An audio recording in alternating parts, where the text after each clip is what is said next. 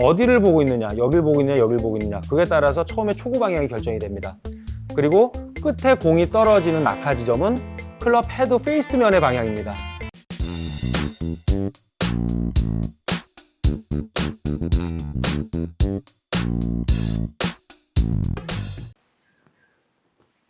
안녕하세요, 한혜수 프로입니다.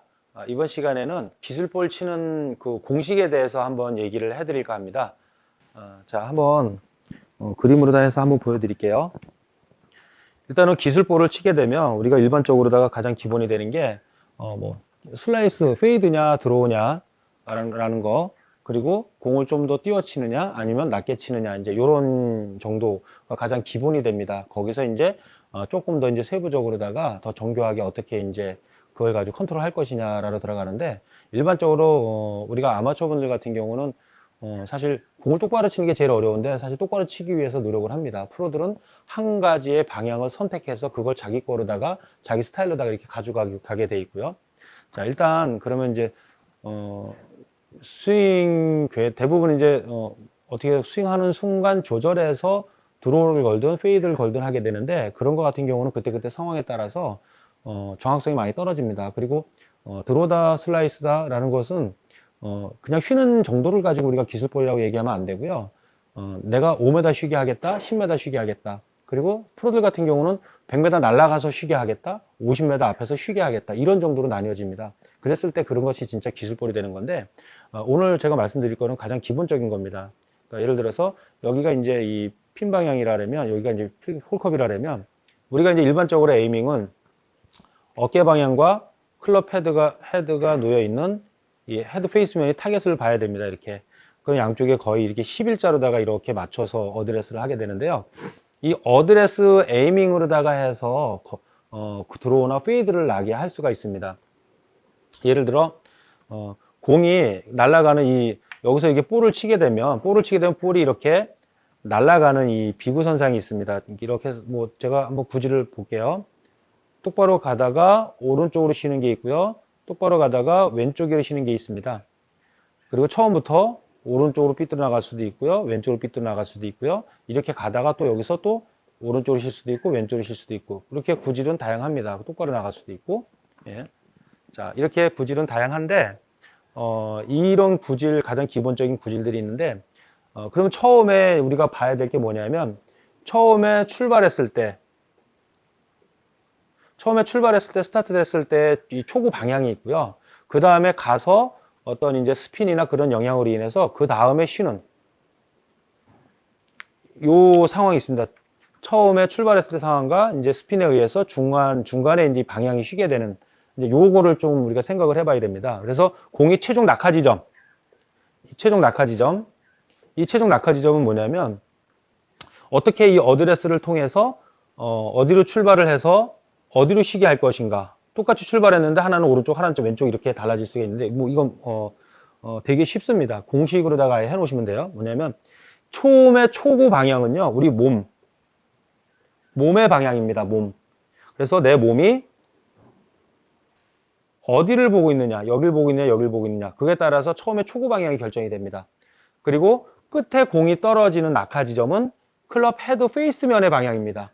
그러니까 페이스면이 이렇게 해서, 페이스면이 어디를 보고 있느냐에 따라서, 여기에 페이스면이 똑바로 보고 있으면 똑바로 가는 것이고요. 왼쪽을 보고 있으면 공이 가다가 왼쪽으로 쉬는 것이고요.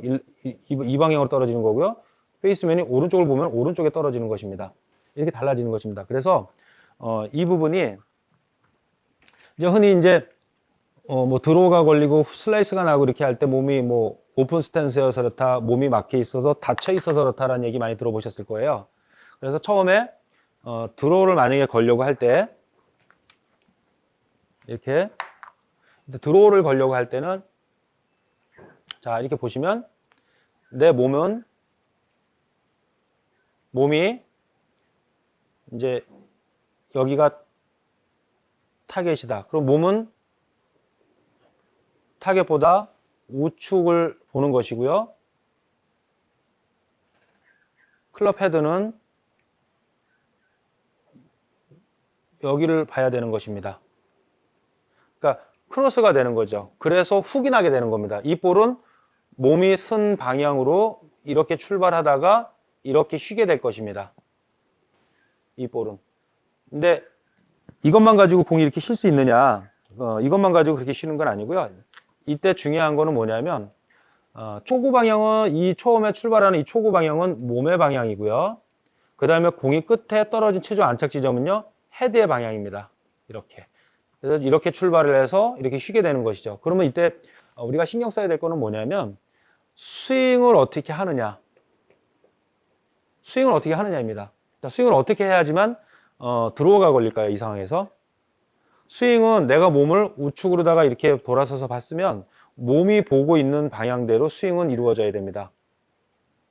그러니까 무슨 얘기냐면 내가 공을 왼쪽으로 보내기 위해서 왼쪽으로 돌리는 것이 아니라 예를 들면 내가 만약에 오른쪽으로 이렇게 돌아섰다. 헤드는 왼쪽 봤는데 그러면 타겟이 이 왼쪽이라고 해서 그쪽으로 보내려고 노력하는 것이 아니라 내가 우측으로 돌아섰으면 내가 선 방향대로 스윙을 정상적으로 해야 된다는 것입니다. 우리가 정상적으로 놓고 이렇게 놓고 스윙을 했을 때 이 백스윙과 다운스윙, 백스윙과 다운스윙이 항상 내 몸 앞에서 이렇게 스윙이 이루어졌듯이 내 몸이 약간 오른쪽으로 돌아섰다면 타겟은 피는 왼쪽이라 하더라도 나는 선대로 스윙을 해줘야 되는 것입니다.